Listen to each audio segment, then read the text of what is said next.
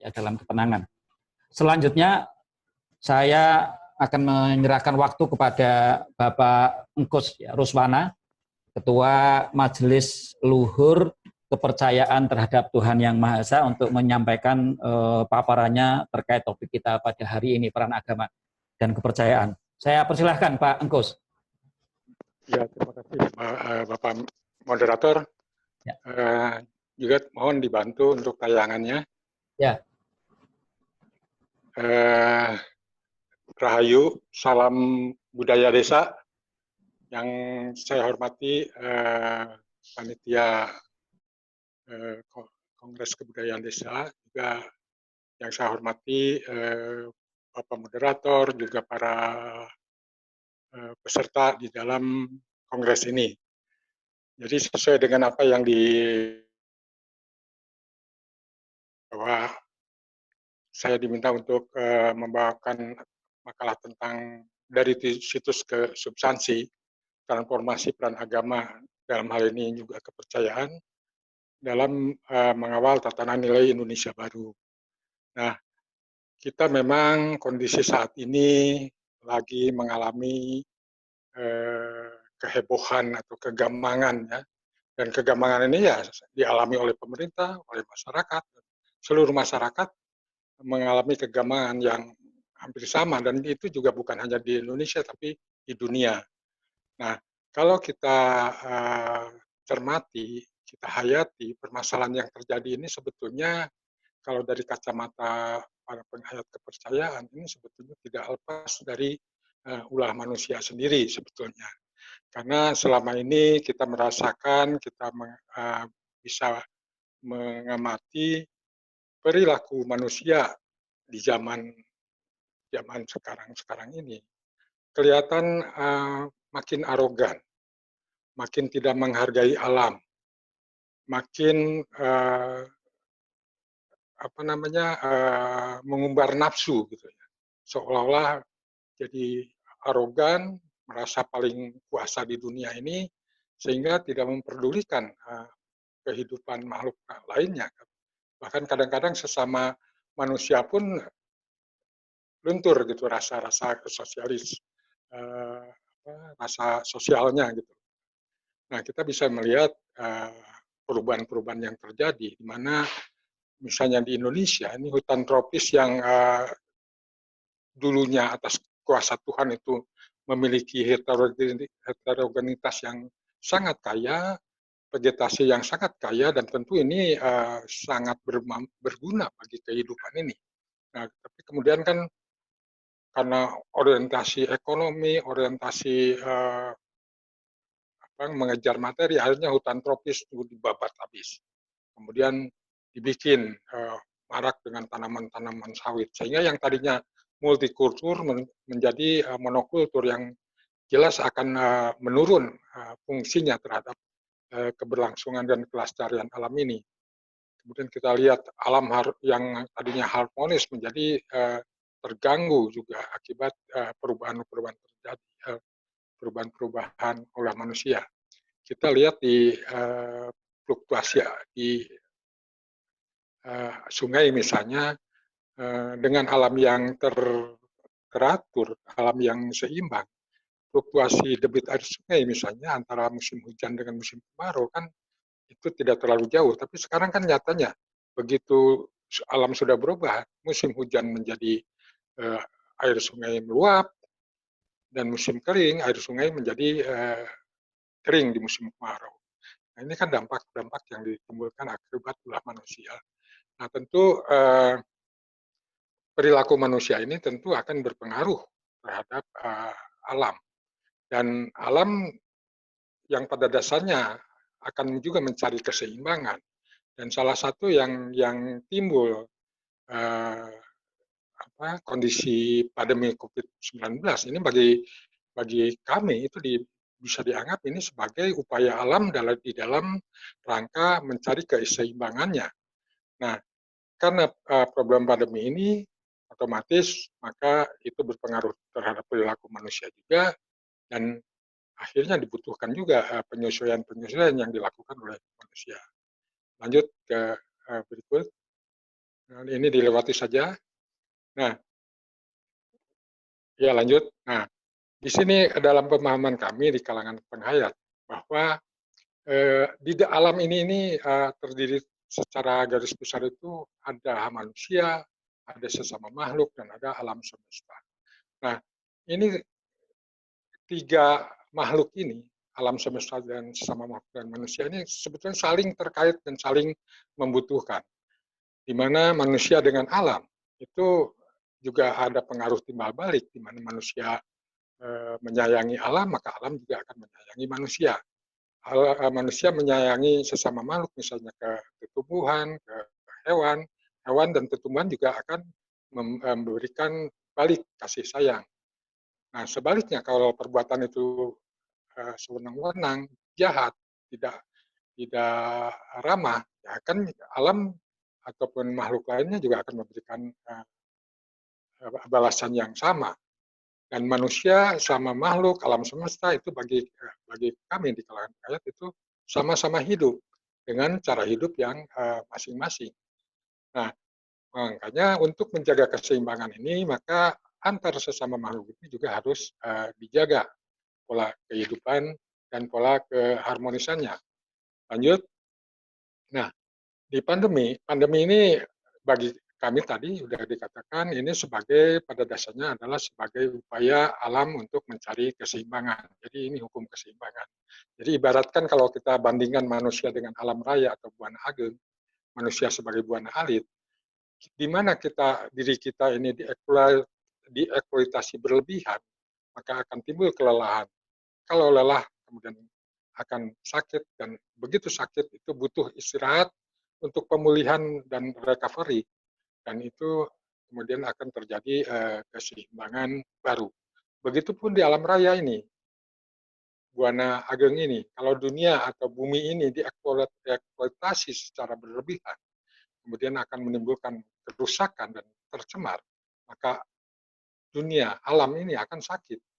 Nah, karena sakit maka dibutuhkan istirahat dan dibutuhkan pemulihan untuk recovery, dan itu salah satu yang kami yakini. COVID-19 itu adalah bukti atau apa namanya itu dampak dari sakit itu, dan itu mencari keseimbangan baru. Lanjut.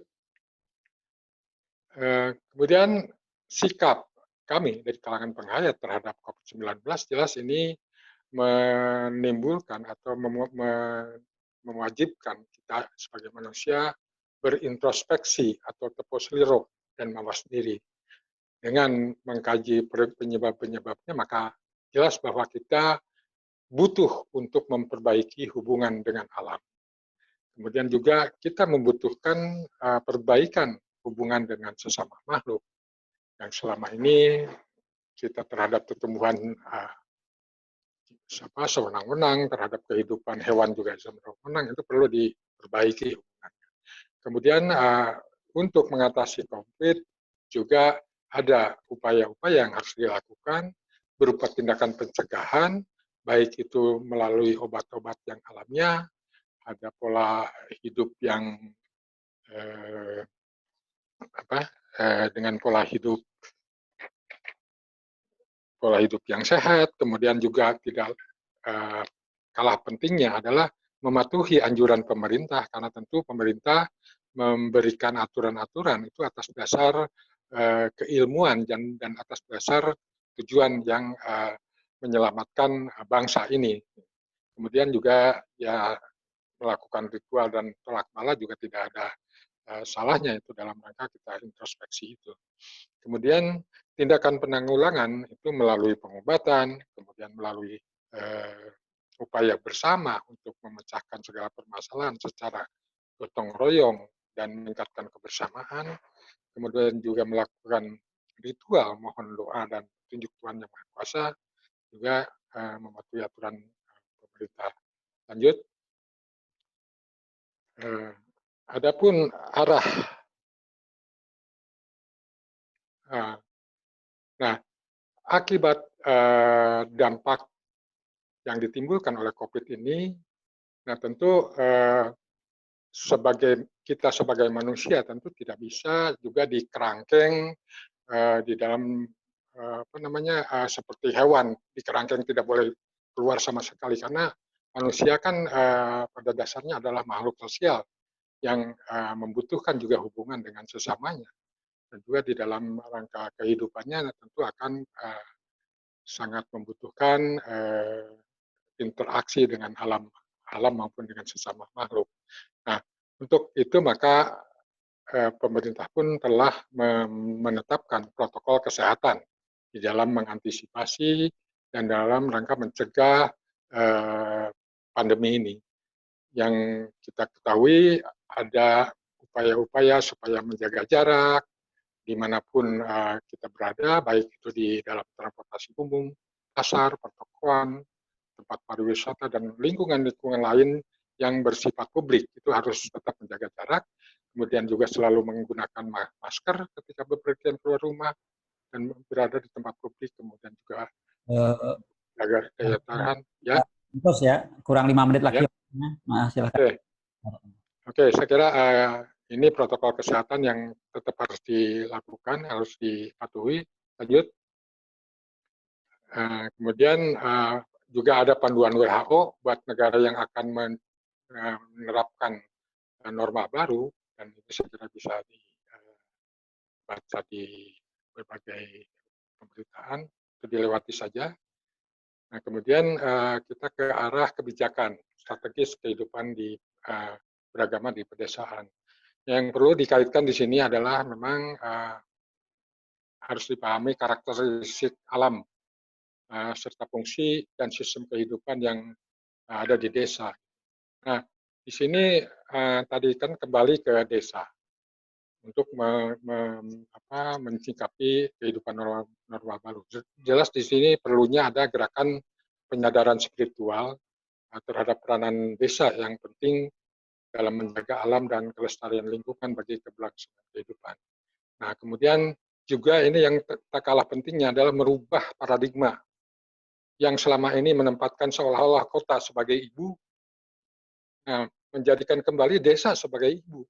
Karena bagaimanapun senyatanya bahwa kota itu disusui oleh ibu, karena kebutuhan hidupnya, semua makanan, minuman, semuanya itu disuplai dari desa. Dan juga kenyataan begitu kota bermasalah, masyarakat kan berbondong-bondong kembali ke desa, seolah-olah ingin berlindung ke pangkuan ibu. Jadi justru yang harus ditempatkan itu ibu yang harus dijadikan sebagai desa yang harus dijadikan sebagai ibu. Dan oleh karenanya ibu harus dijaga kesehatannya agar anak menjadi sehat. Nah, kemudian para pemuka juga dapat mencegah pembangunan yang sifatnya pengkotaan. Karena kita kelihatan ada kecenderungan desa itu ingin berubah seperti kota. Di situ banyak lagi minimarket, kemudian ada yang ngebangun tempat-tempat bangunan-bangunan yang bertembok, bangunan mencirikan kota, ada juga industri yang menguras alam. Nah, ini sebetulnya ini harus dijaga, dan pemuka sebetulnya pemuka agama, pemuka kepercayaan ini tidak dapat berfungsi sebetulnya untuk mencegah itu. Kemudian kehidupan spiritual di masyarakat desa juga perlu diperkuat kembali melalui peningkatan wawasan keagamaan yang lebih inklusif, kemudian juga harus bisa berfungsi sebagai di dalam penyelamatan dan pelestarian lingkungan. Dan juga tentu arah kebijaksanaan juga harus bisa atau mampu memfasilitasi dan memediasi untuk mengakses perjumpaan-perjumpaan lintas keyakinan, karena di desa kadang-kadang kan agak karena